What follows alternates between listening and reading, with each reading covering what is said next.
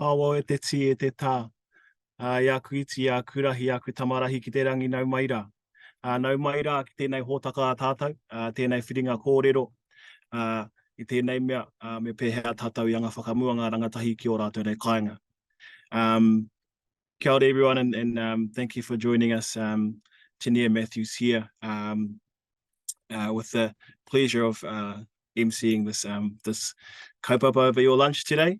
And any kaupapa Māori hui, we better start with a karakia. So we'll do two karakia. We'll have a karakia timatanga and a karakia kai for those of you having a kai over your lunch break. So me karakia tātou. I o matua kore heke hoko e pau ki te whenua ko papatu anaku. Te aitanga Māui tiki tiki a taranga. Ka puta te uwha, ka puta ngā kaupapa katoa tōna ao. He mana, he mauri, he ihi, he tapu, ka puta ko tira tangata kia whakamaua kia tīna. Tīna, haumi e ui e, tā iki e. Nau mai e ngā hua o te wā o tēnā kino o te waitai o te wai Māori, nā tāne, nā rongo, nā tangaro, nā haumi e, tike nā maru korangi nui e tui honei ko papatu anaku e takoto nei, tūturu whakamaua kia tīna. Haumi e ui e.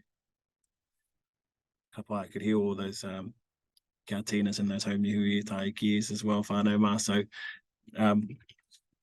I'm glad you fellas are having a kai, and we started off the right way. So my dearly beloved wife told me not to talk too much, so I better get straight into the kaupapa, so we can hear from the actual geniuses around this subject. So please join me in welcoming our panelists here. So we've got Maia Ratana, Te Arawa, Ngā Rauru Kitahi Ngā Tiraukawa, as a researcher for Pūrākau Kaupapa Māori Research Centre, with interests in Māori housing, sustainable and innovative housing design, homelessness and equity in tertiary education. She's also a lecturer at the Unitec School of Architecture and a PhD student at Auckland University of Technology. We've also got a wahine, a rangatira who needs no introduction, Pania Newton, Ngāpuhi Te Raroa, Waikato Ngāti Mahuta, has a conjoint degree in law and health sciences and has recently completed her master's degree as part of the Atlantic Fellows for Social Equity at the University of Melbourne. Of course, well known, highly respected for her leadership in the campaign to protect tribal whenua i Humatao. Pania is also a valued researcher with the Moko and Rangatahi ki te Kāinga projects. We've also got Hanna-Marie Monga, Ngāti Whātua, Turi o Hau and Koki Airani, has a Masters of Architecture from Unitec and until recently was an architectural graduate at Mo Studio. She's now the research coordinator for Generation Kāinga, a 4-year Ministry of Business, Innovation and Employment project which addresses Māori housing tenure and focuses on enabling rangatahi to transform the future of Kāinga. And last but definitely not least, my dear friend Jacqueline Paul, Ngāti Tūwharetua, Ngāpuhi Ngāti Kahungunu ki Here Taunga, is a researcher and rangatahi leader with a background in landscape architecture and urban planning. She has a master's from the University of Cambridge, and is currently a PhD student in the Department of Urban Studies and Planning at Massachusetts Institute of Technology in the United States of America, which I believe is the #1 university in the world. So Māori everywhere, homa, and those of you listening at home, if you work for any of those iwi and you need someone to do some jobs, well, now you know where to find them. Hui, we've got opening comments from Jacqueline Paul, so you won't have to listen to me anymore. Jacqueline, please take it away off me. Ngā mihi kia koe, Tania, mo te hua kēnei mātou me te karakia anō hoki. Kia ora rā, koutou katoa, he pai rawa atu, kia tai mai koutou I tēnei rā. Thanks, awesome introduction. We're really busy, obviously, but happy to share some of our mahi today, and just grateful that we're able to kind of reconnect, especially again with my fellow wahine Māori, to, I guess, share some of the mahi that we've been involved in over the last few years. And really, I'll just set the scene of, this kaupapa surrounding, rangatahi pathways to safe, secure and affordable homes. And this project is actually what we call he tātai whitu ki te rangi, he rangatahi ki te kāinga. And it's a 4-year project that we have been involved in and finishes next year in March, June-ish, and is funded by the National Science Challenges, Building Better Homes, Towns and Cities. And essentially this project explores the realities and aspirations for Rangatahi Māori for housing, specifically in the Tāmaki Makaurau, Auckland context, the Aotearoa. So a lot of the findings will speak to direct to this context, but we might also talk about some of the kind of national influences as well. And the main question for this project, and I'll talk a bit more in terms of where it kind of birthed out of. So the main research question is, what are the realities and aspirations of Rangatahi Māori for Kāinga? And how can Rangatahi Māori be supported to navigate pathways towards an affordable, safe and secure home in Tāmaki? And all of us are based in Tāmaki, well, were based in Tāmaki, and it's been really important for us as a dedicated team of, you know, emerging both as Rangatahi Māori, but as researchers as well. And so we've been really intentional and purposeful in terms of focusing on what this means for us, given that although we might be now adjacent and sliding on the far end of the rangatahi age, we've been really kind of, you know, deliberate in terms of the work and the kind of research that we've been involved in to ensure that we're contributing to addressing a lot of the issues that our fellow peers face. So that's kind of really a lot of the background, and this project specifically is situated within a broader research program, which is called Urban Intergenerational Kāinga Innovations. And that program more specifically focuses on addressing housing needs and thinking about, you know, how do we promote healthy urban community environments, and really thinking about how we enable whānau to flourish. So that's a lot of the foundational kind of context for this work. But I think we're really lucky as, you know, rangatahi Māori and as emerging researchers that we've been guided by really awesome tuakana and mentors. So I would really like to just take the time to recognise Jenny Lee Morgan and Ro Hoskins and Rahi Tenana, who've really guided us on this kind of journey, you know, navigating the research and the housing landscape. So as we talk about not only this work, but how we move through this space, that we move with aroha and manaaki as part of this kind of living, breathing kaupapa. And so just wanted to talk to, if you could just go to the next slide to provide some context on the Rangatahi Māori in Tāmaki snapshot. So really just wanted to highlight that Rangatahi Māori make up a high proportion of the Māori population in Tāmaki, with over half being under 25. And we will continue to grow as a young population, but it also necessitates the importance of highlighting targeted policies and investments, essentially. It also shows that we have not only just the Māori population more broadly, but Rangatahi Māori specifically, the declining rate in home ownership as well. So that's really concerning for us.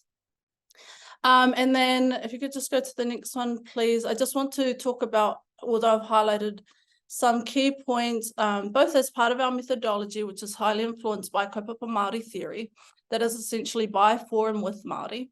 But also even for us, and I know my peers will talk to it more broadly, around the importance for us to do this work as young Māori by young Rangatahi Māori for Rangatahi Māori. And I'll also talk about a bit more around some of the engagement processes and the methods that we undertook to gather this work. But we just wanted to share some of the publications that we have developed to date, and these have been essentially influential in this journey, from the Kāinga Kangarua book, which is essentially a project prior to this one, and how this was birthed, the Youth Homelessness Mahi in collaboration with the Manaaki Rangatahi Homelessness Collective, and has been instrumental in terms of a lot of their collaborative and advocacy efforts, essentially, and has also spurred some other kind of involvement through the Y2750 housing inquiry and so forth. The other one around the critical review of housing policy, so thinking about the major gaps within housing policy in Tāmaki and the need to address those gaps. And then the more recent paper that should be published tomorrow is around shared equity and thinking about progressive ways of addressing housing affordability and the crisis for our young people. And that really emerged out of some of the conversations that we have had in the interviews, which my friends will speak to. So hopefully this will provide just an overview of some of the work in terms of where we've been, what we're doing, to set this kind of scene as we move forward. One of the other things we really wanted to recognise is the major investment under the previous government significantly into Māori housing, and even more so into the rangatahi transitional housing space as well. A lot of the developments that occurred under the leadership of the previous homelessness minister, Marama Davidson. And so those are really important given the kind of political climate that we are operating in at the moment.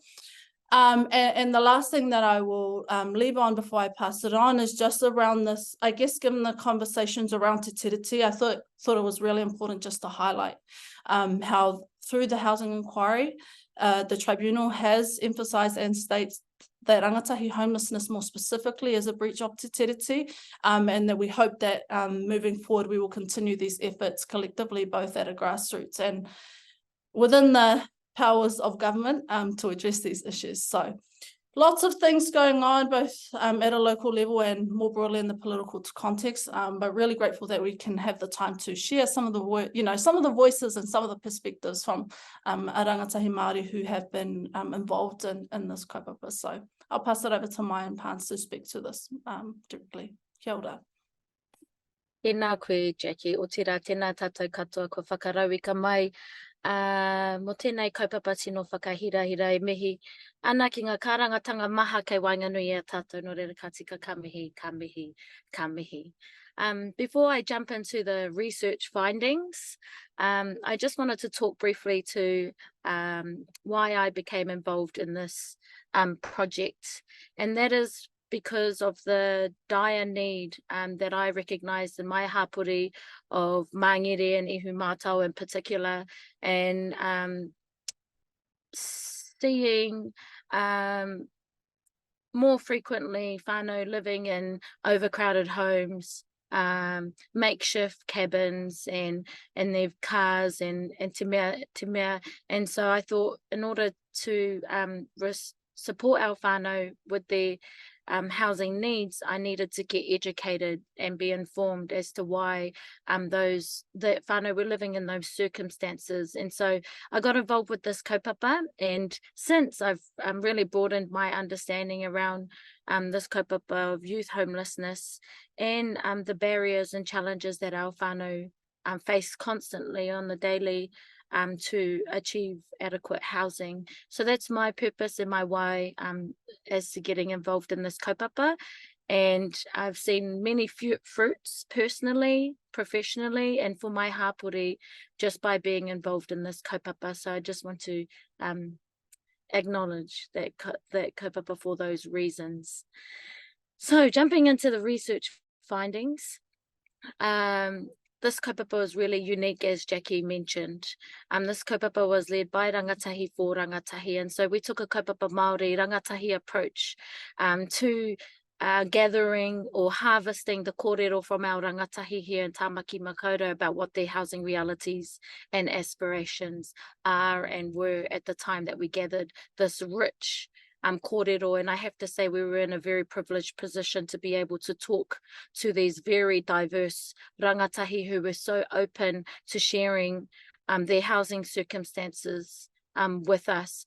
Both very positive experiences, and then some of the worst experiences that we can think of here in Aotearoa in terms of housing. And so just want to honour those rangatahi who shared their kōrero.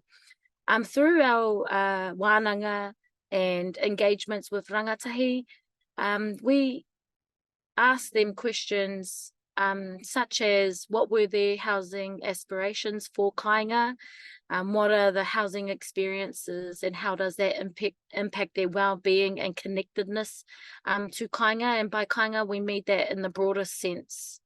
We don't think Kāinga is just a home. We believe Kāinga is about the environments in which we live in and how we connect to those environments. We also asked them questions about what gaps they identify within the current provisions of housing for Rangatahi Māori, and what innovative pathways have they experienced or can think of to support Rangatahi Māori into safe and secure homes. So those were just some of the questions that I wanted to share, highlight, I should say, that we asked rangatahi in our engagement with them over the progress of this project.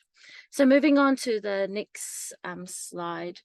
A key focus for this project was to ensure that, of course, the research and the recommendations were grounded in the realities of rangatahi. And to do that, we needed to go out and meet with anybody possible from diverse backgrounds.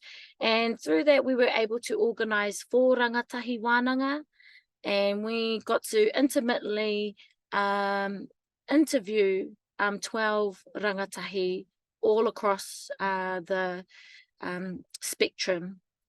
And then through that kaupapa, we were also able to produce 10 podcasts that Hanna will speak to later in our presentation. So we had rangatahi from many different walks of life, from different hapu and iwi, some rangatahi who were ahika or mana whenua of Tāmaki, and some who were mātāwaka.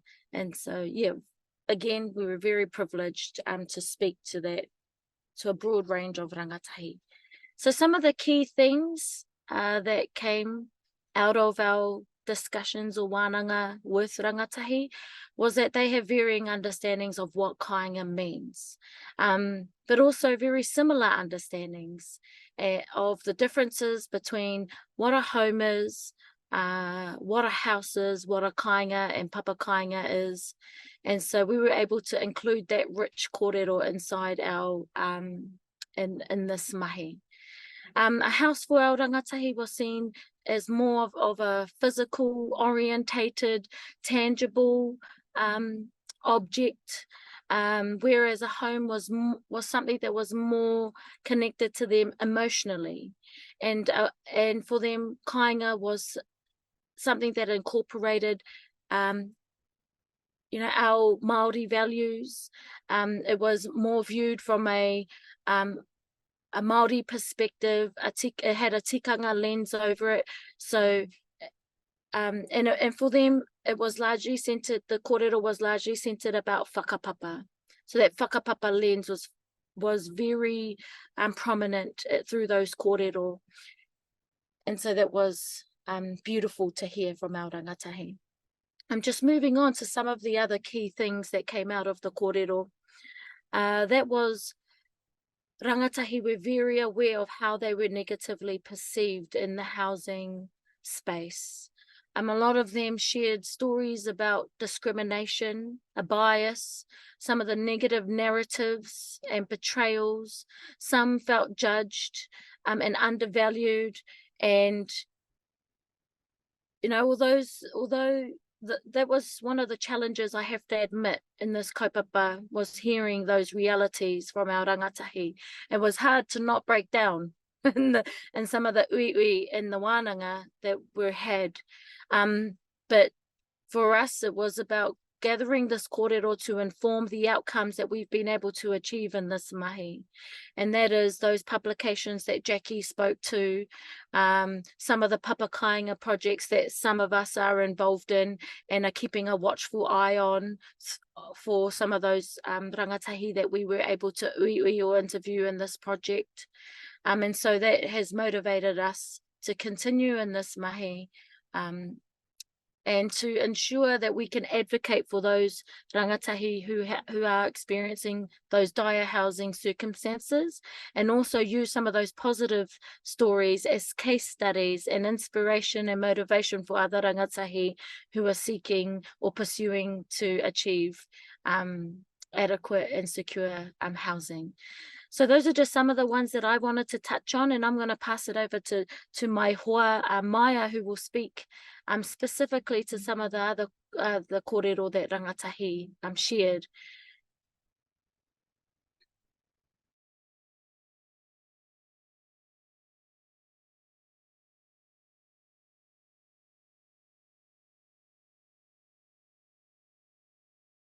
Tēnā koe Pania, tēnā koutou. Yeah, I'm going to speak a bit more about some of the findings that we got from our rangatahi, particularly in those wānanga and interviews that we did with them. But also some of the quotes that came through. We had some really amazing, like we've got pages and pages basically of amazing quotes that rangatahi shared with us about their experiences and about their aspirations for housing. So this rangatahi said, you know, I'd make an inquiry online and I'd speak to someone on the phone in my phone voice, and I thought it was going really, really well, and then I'd meet them and it would all change.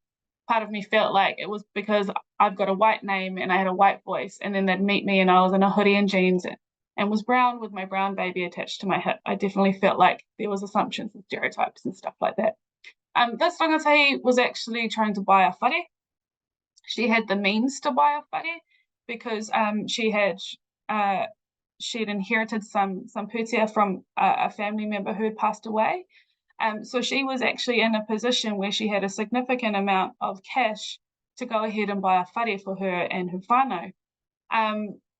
But as she has said, you know, in many of the circumstances that she ended up with, whether it was in banks, whether it was at social services, whether it was with real estate agents, she would be treated differently when she showed up in person to when she spoke on the phone, because she was young, she was Māori, she was a mama, and yet she had the means to buy her own whare.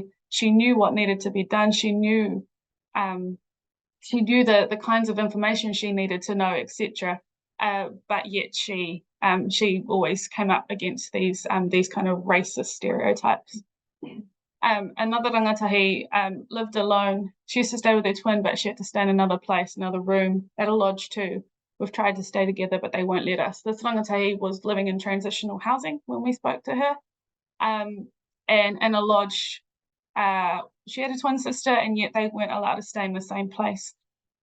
She spoke a lot about the safety concerns she felt when she was in that lodge.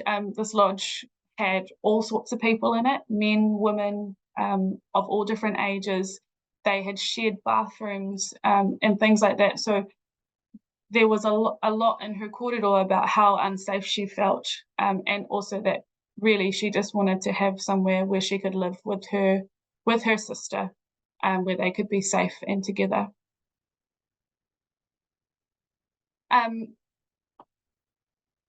This rangatahi said if it wasn't for the Housing Foundation, also the bonus was that the lady who was helping us from the Housing Foundation was Māori. So this rangatahi was, she was trying to buy a home. She had a good job, she had a partner, she had everything, she had deposit, all those sorts of things, and yet still very much struggled to buy a home. She ended up going through the Housing Foundation, which Jackie has just written a paper that she's talking about, which will come out tomorrow, hopefully, about shared equity and the positives of that model. So she ended up going through the Housing Foundation, which we found in this research to be a really positive option for rangatahi Māori, because not only do they help financially, but the support that they offer is better than any other model that we've seen, where not only are they Māori, but they actually help help rangatahi, help first home buyers go through each of the steps to get into home ownership. So those were some of the quotes that our rangatahi shared with us, and overall there was sort of 4 main key themes that came from our research. One was around the lack of housing support for our rangatahi.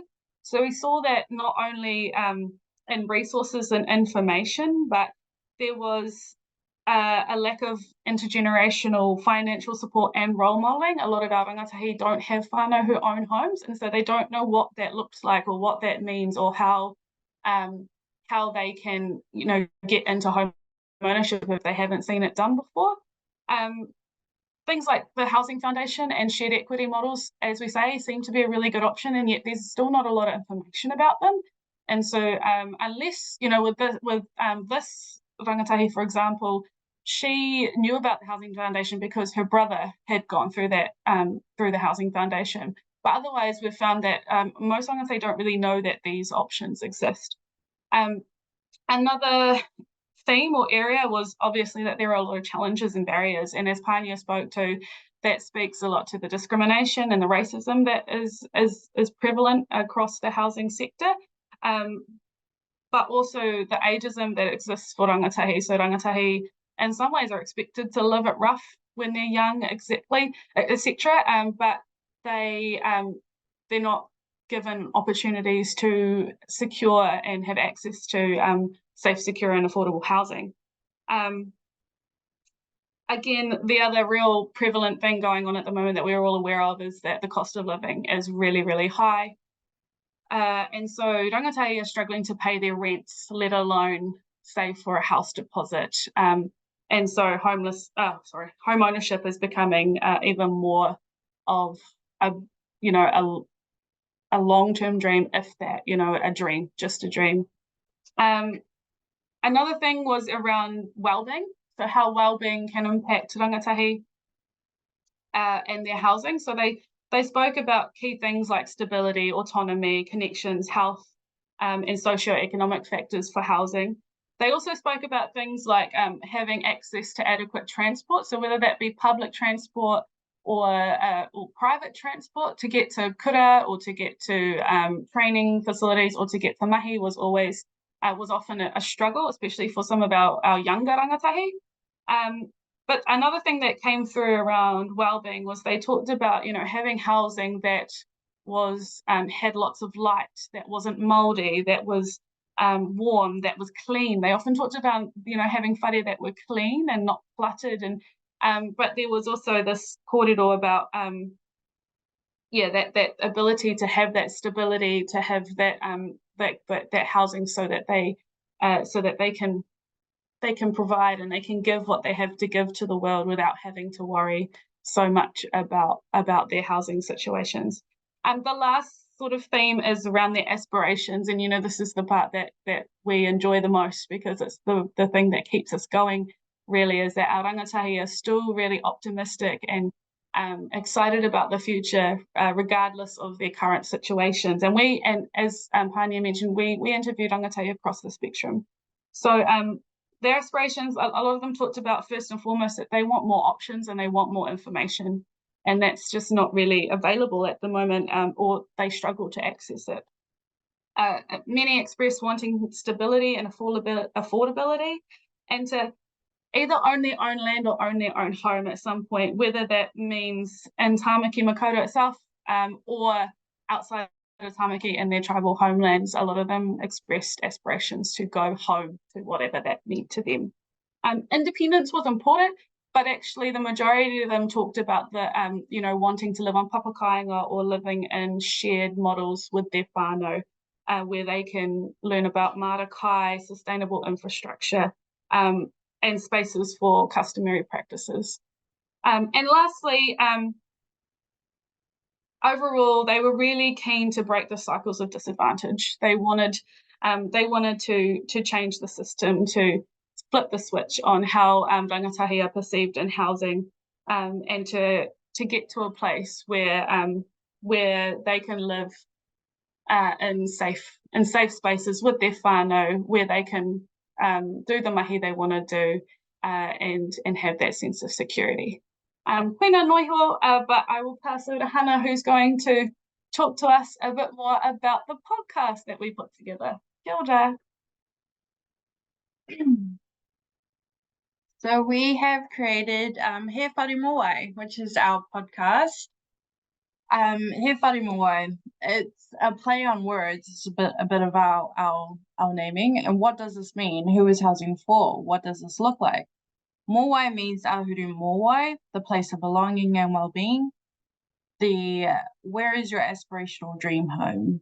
But it's all the vibes and the feels of what a home is to you and what it brings to you. So the podcast is about raising and amplifying rangatahi voices, experiences and aspirations for Kāinga. The podcast is more of an accessible way for sharing our findings and information. This is more suitable for young people or just to reach a broader audience than reading reports and books.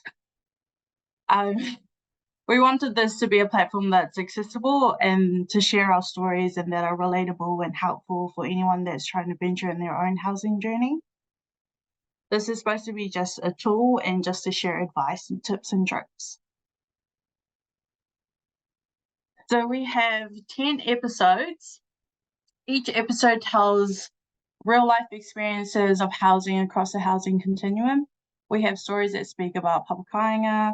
We have renting and flatting, youth homelessness with Mahera and Mahi, Kiwi build home ownership, financial housing advice, intergenerational living.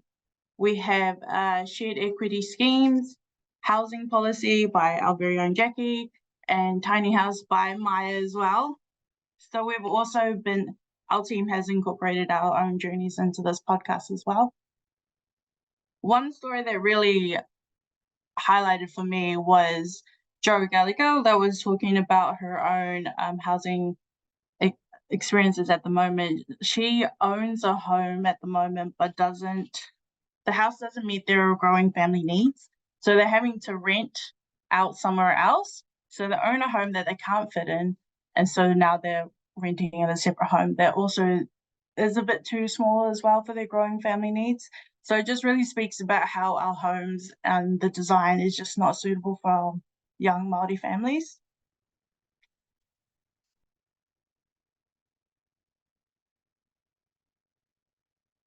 So our post-production, we only had a year to put this all together.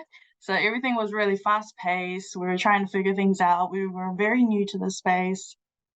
So I think we did pretty well with what we had. I just wanted to make a really big shout out to our filming crew, Iriwi Hiki, Mana, Jesse Monga, our musician, Tats, who's great at filming. We have Rihana Tinana, which is our designer, who created this awesome logo and illustration. Especially to our funders, BBHTC and Pūrākau. And especially to our participants, thank you so much for sharing your stories and everything that you've gone through and just like broadcasting it, really. We really appreciate your stories. And our podcast is available on Spotify, YouTube, and Captivate if you wanted to check it out after this. So please enjoy this little teaser clip.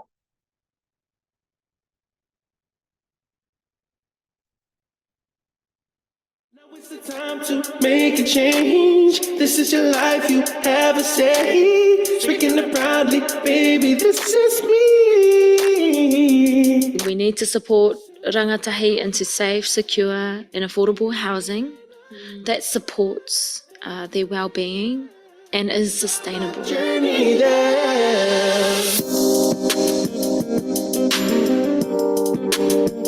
I hope that Rangatahi Māori are able to access all of the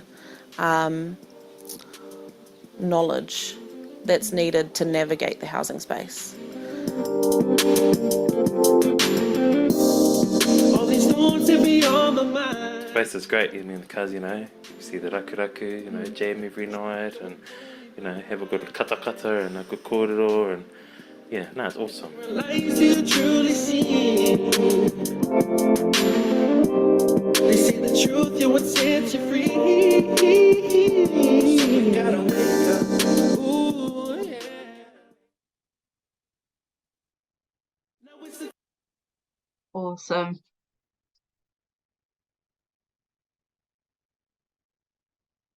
Cool.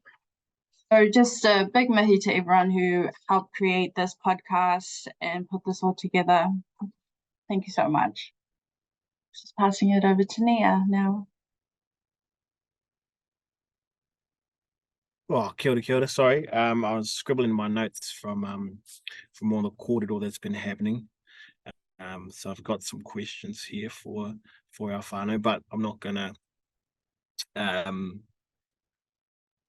hog the questions. So if there's any questions from our from our audience watching today, now's the time to kind of have this Q&A session with the speakers, which is everyone except me. Please don't ask me any questions. Mostly Jacqueline and Hanna, Pania, and Maia. So if you've got some hard questions, that'd be good too. But otherwise, we've got some for us. But you go first, Barno.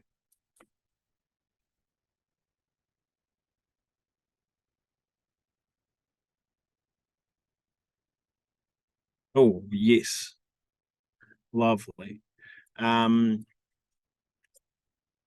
Someone named Jenny Lee, I assume Morgan is the last name, would like to know where we're moving to next. Maia, I think you'd be a perfect person to answer this question. Oh, kia ora, Jen.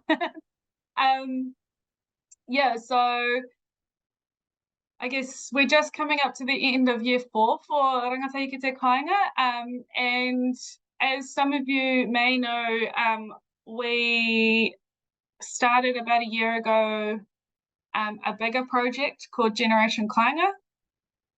So you'll see the little logo in between Pūrākau and Ministry of Business, Innovative Employment is our new Generation Kāinga logo. So Generation Kāinga is a 4-year MB endeavour project that really speaks to the next steps of this project. And I think, as you probably would have noticed, a lot of what we found out in this project in Rangatahi Ki Te Kāinga was sort of that things are pretty grim for rangatahi in the housing space. We're seeing homelessness at really horrendous rates, and rangatahi really are really struggling to get into home ownership, etc. And so we kind of wanted to flip the switch on that and talk about, what are the really cool, awesome, exciting things, innovative things that rangatahi are doing to make their communities better and more exciting and have autonomy over the way that we create kāinga. So that essentially is what Generation Kāinga is. It's about creating a movement of rangatahi that aren't worried and thinking about having a house or a roof over their heads, but are actually planning and creating kāinga, creating these long-term opportunities for the way we want to live more collectively, and really activating some of those aspirations that those rangatahi talk to around papa kāinga in those different kinds of areas. I'm going to pass over Jax, and Jax can keep talking.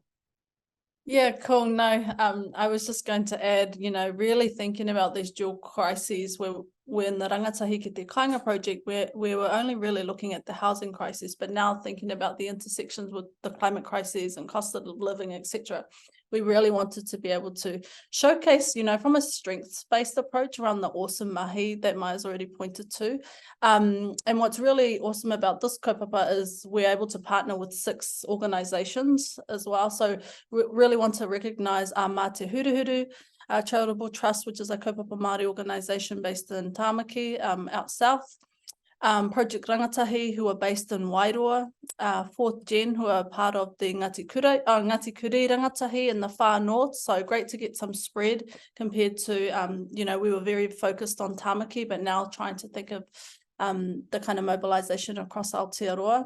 And at a national level, thinking about Te Mana Akonga as well, who are heavily involved in the, tertiary education.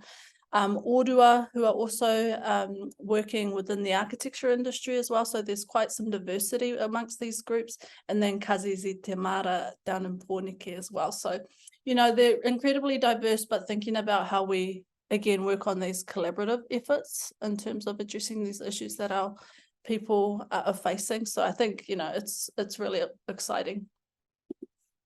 Pans? Aroha mai, I accidentally put the hand thing up, but I just tautoko everything that Maia said. And if there's anything from a personal level, I think I would contribute is that each and one of us are committed moving forward to continuing to advocate for rangatahi housing. And one of the ways that we are doing that is well, for me in particular, is really challenging my hapu and my iwi about how they've included rangatahi in their housing strategies.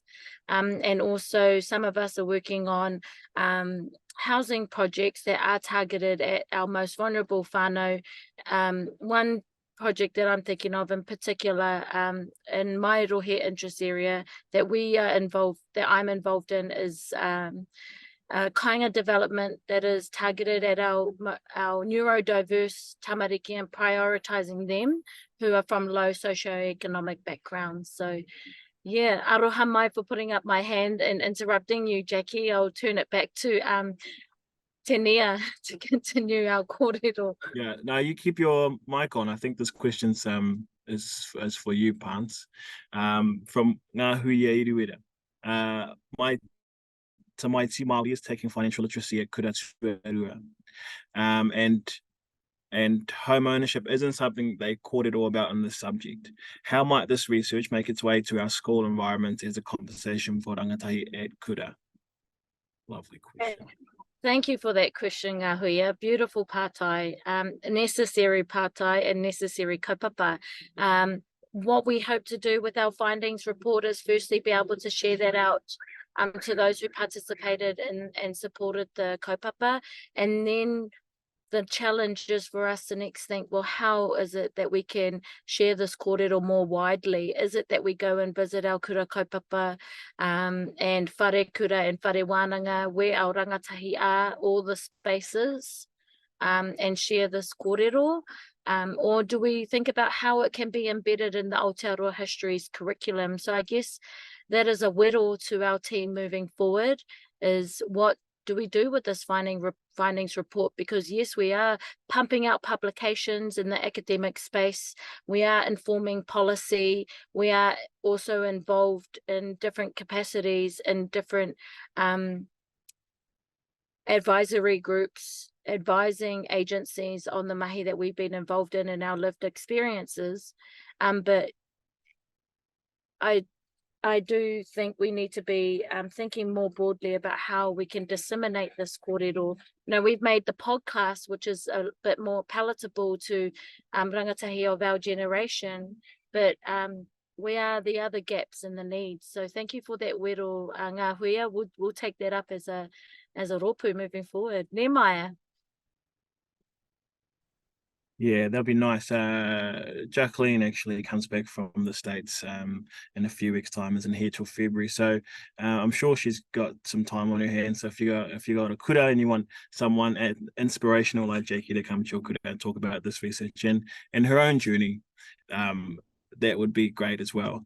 Yeah, if I can just add too, if there are any kura kaupapa or whare kura or those in the spaces who want to invite us to come and do a presentation, please do. We are open to that.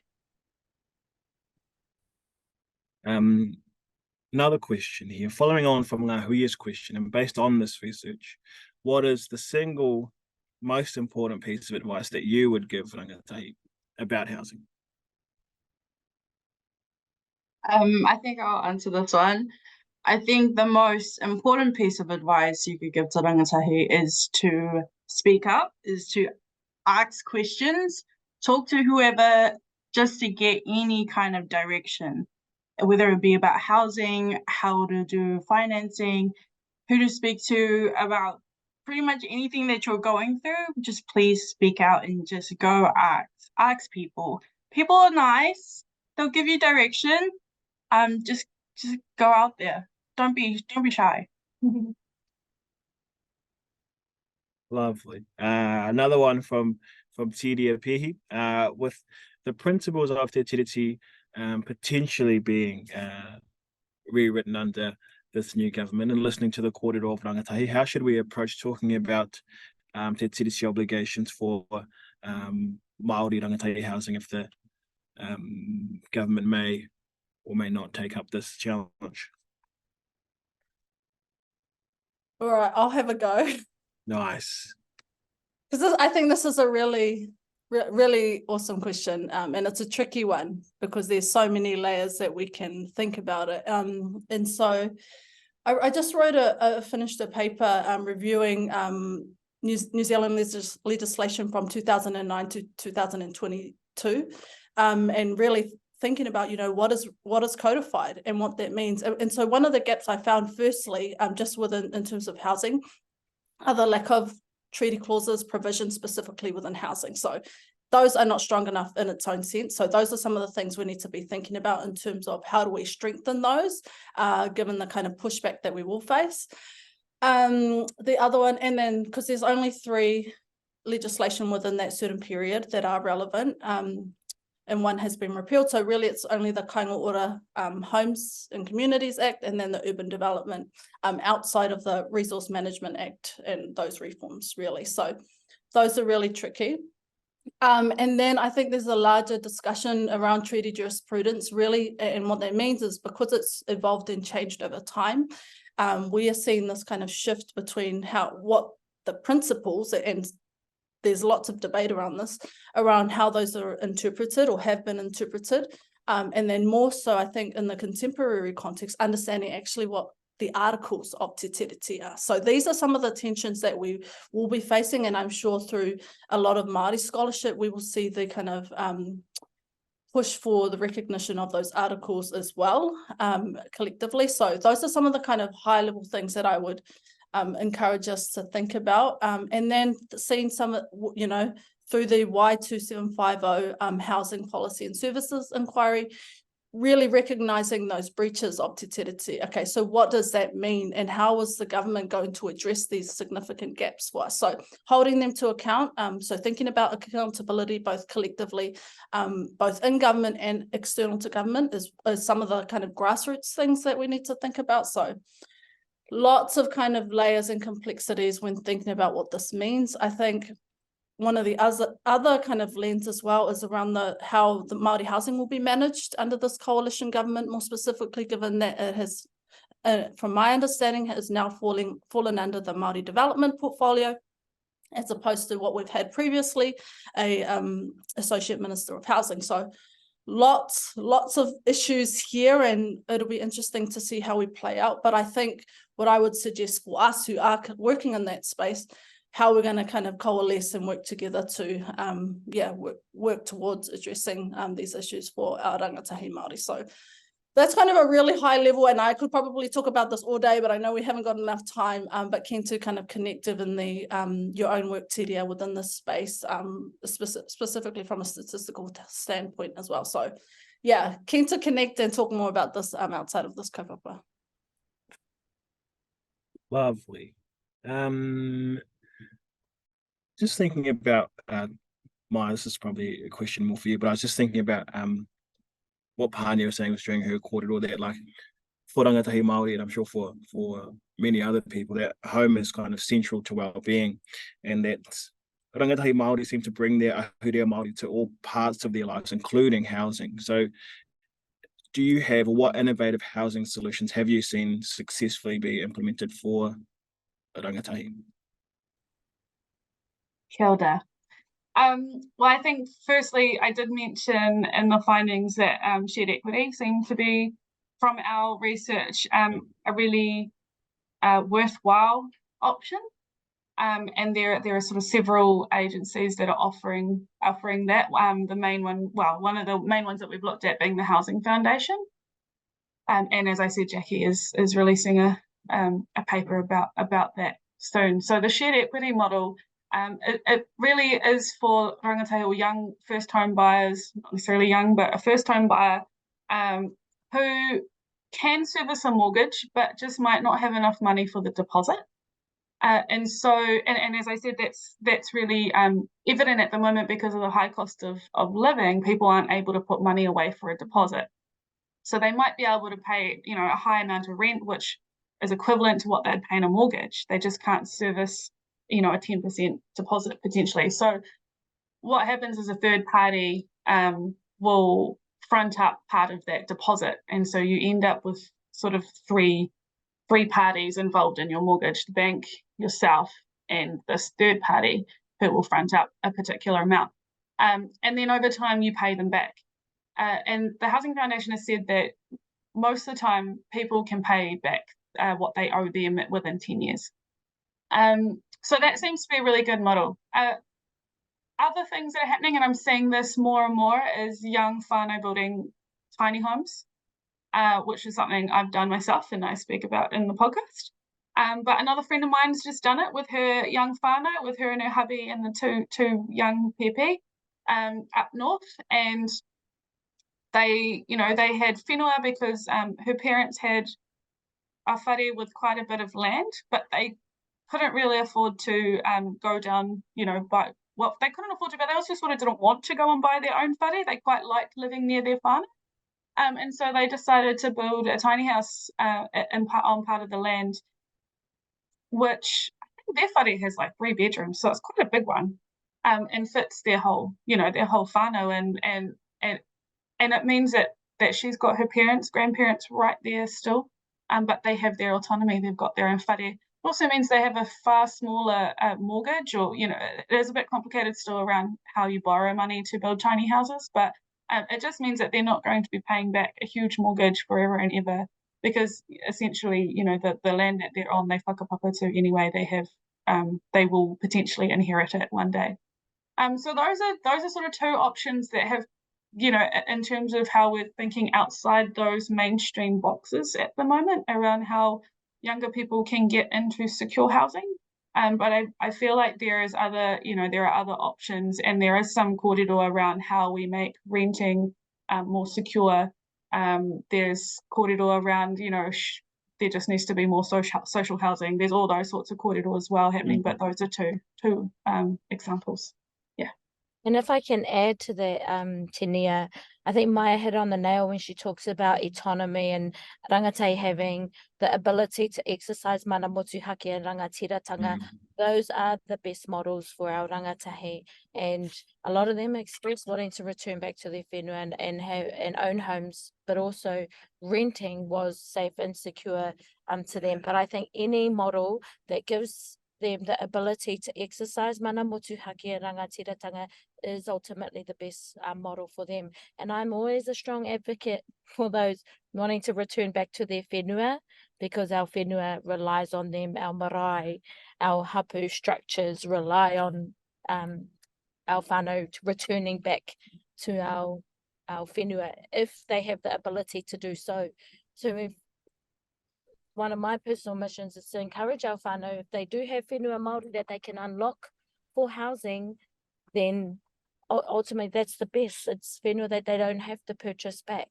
It's whenua that they just, in discussion with their whānau, need to sort out what sort of arrangement they can have for it. Lovely. Just on what you're saying there, Pania, and this is probably more of a question for whoever wants to take it, but I can't remember who was talking about it just now during our presentation, but there was conversations around kind of those papa Kāinga models and not the need, but like papa Kāinga models with that model with that kind of wraparound whānau well-being. So with that in mind, what, if any, what other initiatives or programs would be most impactful in helping more rangatahi become homeowners? This is a first in, first serve answer. I'll go up first, and because I'm the Papa Kāinga podcast person, Papa Kāinga, the housing initiatives that are being led by our hapu iwi marae, those are great initiatives. They're on our whenua, they're on our tūranga waiwai, surrounded by our wāhi tapu, and now all those places that inform and support our well-being. Those are some of the great models that I've seen out there, and I really love what Maia's done too around the tiny home space as well. So I think there's just a lot of opportunity, but the key is, and this is what came out strongly in the research findings, is the need for our whānau to access financial literacy. And that also needs to be embedded at kura and within our schools. We should have, I think that's just one of the fundamentals that you should have in life, like opening a bank account. You should also be able to access a financial literacy course. or certification or some kind of tohu to support you in that. Passing it on to the others.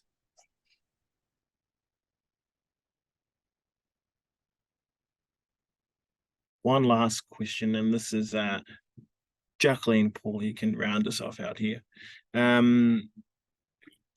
there any policy changes that would have the most significant impact on improving Rangatahi Māori access to housing? Oh,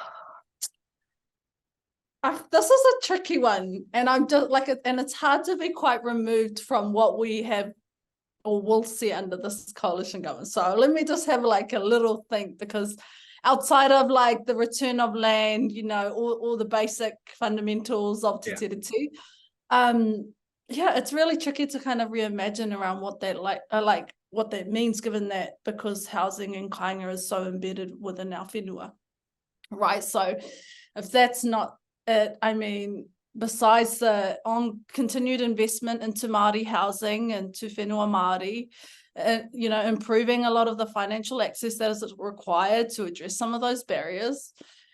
I mean, it would be awesome to see more in student housing, actually, which is probably another thing that we're potentially hoping to explore for tauira Māori across Aotearoa. That would be amazing, specifically because of the gap in there.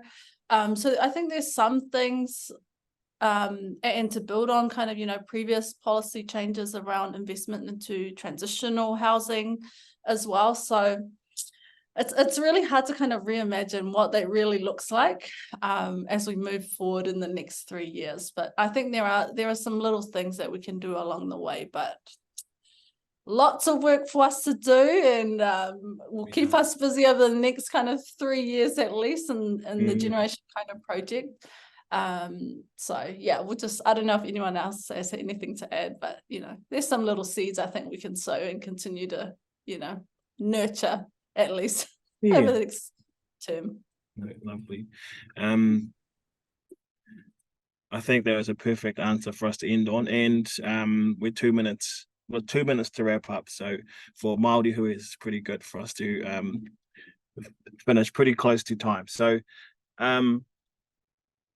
what I've heard from you all today is that Rangatahi Māori view housing as central to their well-being and central, and they bring their ahurea Māori to the housing space. But where there seems to be a disconnect or marginalization by those kind of capitalist market forces.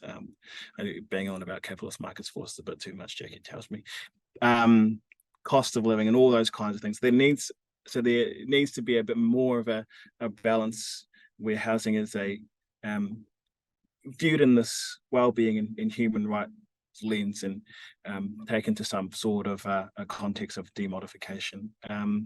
Hui, with that being said, we're 1 minute to go before we finish up. So I'll do a paku karakia for us, and then you can go back to your day. But yeah, we do encourage you to get in contact with us, and we would love to come to any kura, especially if there's Rangatahi Māori about, and talk this kaupapa through. Yeah, so please, in the new year, we would love to see you, our kanohi. So with that being said, oh, sorry, actually, I don't know why I'm finishing. I haven't done anything today. Is anything from anyone else? Just want to say thank you so much for being the hostess of the mostest today. We appreciate you taking your time to spend your lunch with us. So yeah, just want to mihi to you on behalf of our uku. It's a privilege. It's a real privilege. Hoi, look, we're at 1 o'clock, so I better do this karakia. Okay. Me karakia tātou. Kia tau ngā manaakitanga te mea ngaro ki runga ki tēnā o tātou. Kia mahea te hua mā kihikihi, kia toi te kupu, toi te mana, toi te rangatiratanga, toi te reo Māori, kia tūturu whakamaua kia teina. Hau me hui e. Tai ki e. Oh, ka pai. Thank you e hoa mā. Ta ki te.